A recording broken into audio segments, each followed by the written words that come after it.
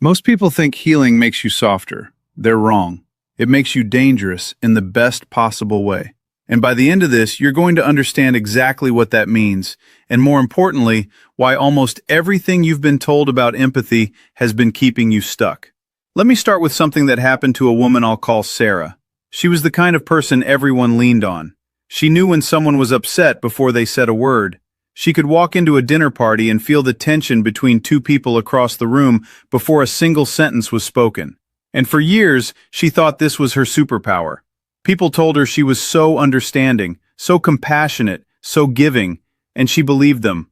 Then one morning she woke up and couldn't get out of bed, not because she was physically sick, but because she had spent so many years absorbing, fixing, and carrying that she had nothing left. Her nervous system had been running someone else's life for so long, it had forgotten how to run her own.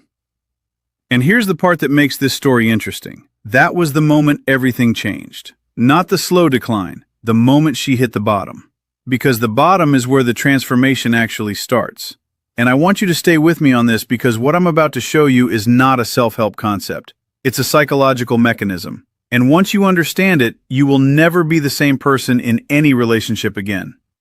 There's a specific thing that happens inside the brain of a highly sensitive person in a moment of conflict or emotional intensity. Their mirror neuron system fires almost instantly, before conscious thought, before any decision is made. Their nervous system has already tuned in and started mirroring what the other person feels. And this is not a weakness. In its raw form, this is one of the most sophisticated forms of social intelligence that exists. It's how great leaders read a room.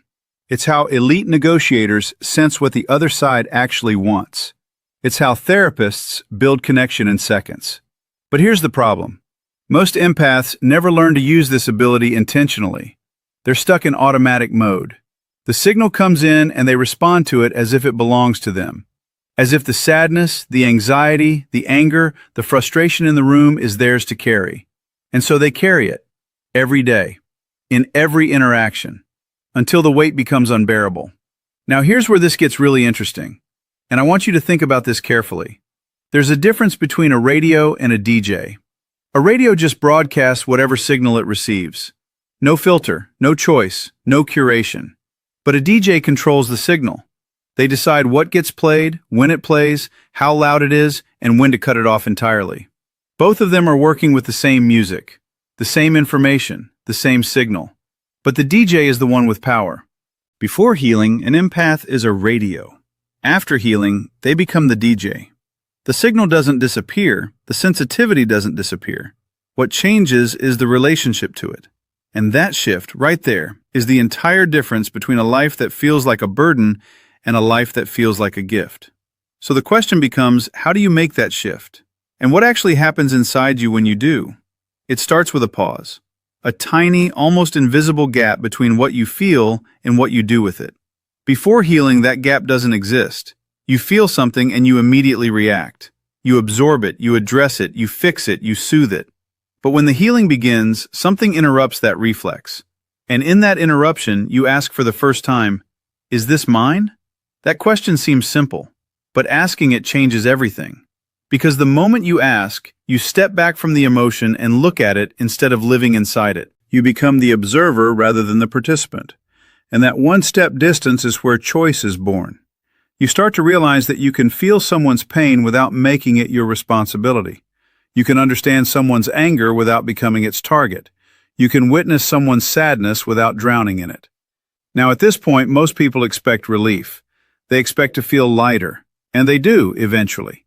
But the first thing most empaths feel when this happens is guilt. A deep, almost primal sense that they're abandoning someone, that they're becoming selfish, that they're breaking some unspoken contract. And that guilt is one of the most important signals you will ever receive, because it tells you exactly where your old identity lived. The guilt shows you the cage, and the cage for most empaths is this belief that love means availability, that care means sacrifice, that being good means being endless. And that belief has a cost that most people never calculate until they're already bankrupt. Let me tell you about the mechanics of that bankruptcy.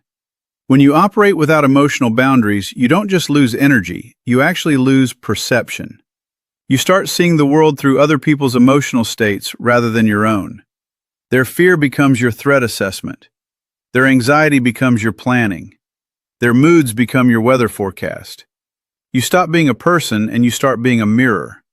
And mirrors don't have direction. They don't have momentum. They can't move toward anything because they can only reflect. This is why so many empaths feel lost. Not because they don't care, but because they've cared so much in the wrong direction that they have no idea what they actually want anymore. Their preferences got buried under everyone else's needs. Their opinions got softened by everyone else's comfort. Their instincts got overridden so many times that they stopped trusting them. And this is the part I really want you to understand. That's not just an emotional problem, that's a perceptual problem. Your entire system of reading the world becomes compromised. And you don't notice because the distortion is so consistent that it starts to feel like reality. Healing corrects the perception first, before the behavior changes, before the relationships change, before anything visible shifts. There's a correction happening in how you process what's real. You start to separate two things that used to be fused, what you feel and what is true. Because feeling something doesn't make it real. Absorbing someone else's panic doesn't mean there's something to panic about. Carrying someone else's shame doesn't mean you did something shameful. When you begin to untangle those two things, your nervous system starts to regulate itself differently. You stop operating from threat. You start operating from choice. And here's where a healed empath starts to look different from the outside. Not dramatic, not obvious, but people notice something has shifted. And most of them can't put their finger on what it is. What they're sensing is this: you've stopped seeking. Before healing, a lot of an empath's social energy is driven by seeking. Seeking approval, seeking safety, seeking confirmation that people are okay, so they don't have to carry the discomfort of uncertainty. It's exhausting. And other people can feel that searching energy, even when it's disguised as kindness. After healing, the searching stops. You show up as a fixed point instead of a moving target. And a fixed point has a completely different gravitational pull. People feel steadier around you, not because you're performing stability, but because you actually are stable. You're not adjusting yourself to the emotional weather of the room anymore. You're just there.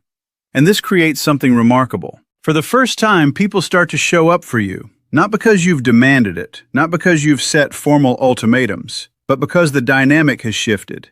When you stop over-functioning, others have to function, and many of them will rise to it, often in ways that surprise you. But, and this is critical, not all of them will. Some people in your life have been in a relationship with your over-functioning, not with you. And when the over-functioning stops, they disappear, or they get angry, or they test you in ways that feel destabilizing. Because what you're doing by healing is breaking an unspoken contract that both parties had agreed to for years. And any contract renegotiation creates friction. Here's how to recognize it so it doesn't pull you back. When someone responds to your boundary by making you feel responsible for their reaction, that's not feedback about your boundary. That's information about their relationship with control. When someone escalates their need the moment you pull back, that's not proof that you should have stayed. That's confirmation that the dynamic was about supply, not connection. When someone tells you you've changed and says it like it's a criticism, pay attention to what they want to go back to. And ask yourself if going back serves you, because the people who truly belong in your life will adjust, not without friction, but with a willingness to meet you where you are now, rather than demanding you return to where you were.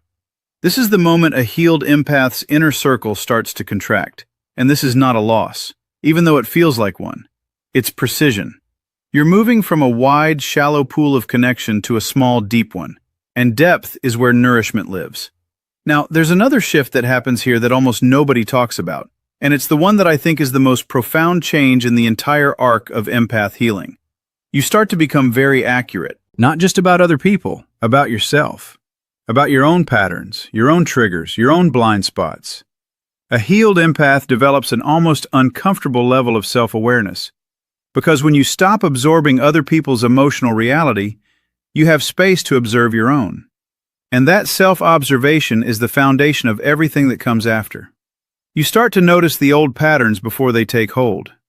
You start to feel the pull toward overgiving before you've given anything. You notice the reflex to explain yourself in situations that don't require explanation. You catch yourself starting to manage someone else's emotions and you stop and ask, Whose job is this actually? And the answer tells you everything about whether the relationship is healthy or not. This accuracy also extends to how you read other people. And this is where it gets fascinating from a behavioral science perspective. Before healing, you read people through a filter of hope. You saw their potential. You saw their wounds. You saw the person they could be if they were supported, understood, and loved well. And because of that, you were consistently surprised by repeated disappointment. Because you were not responding to who they were, you were responding to who they could be. A healed empath doesn't lose that ability to see depth, but they add something to it. Pattern recognition over time. They begin to understand that character is not what someone shows you in their best moments. Character is what someone shows you in their most pressured moments. When they're stressed, when they're cornered, when something doesn't go their way, that's when the real data emerges. And a healed empath collects that data patiently, without judgment, without defensiveness, but with clarity. And based on the data, not the hope, they make decisions about access, about proximity, about investment. This is not cynicism, this is science applied to relationships. Think about how a doctor looks at symptoms. A doctor doesn't dismiss a symptom because the patient is kind. A doctor doesn't ignore a pattern because the patient wants a different diagnosis. The doctor collects the data, applies training, and makes the most accurate assessment possible. A healed empath learns to do this with people, not coldly, not clinically, but accurately, with both warmth and precision at the same time. And that combination is rare. Most people have one or the other. Warmth without precision becomes a doormat. Precision without warmth becomes isolation. But warmth with precision? That's someone who is genuinely powerful in every room they walk into.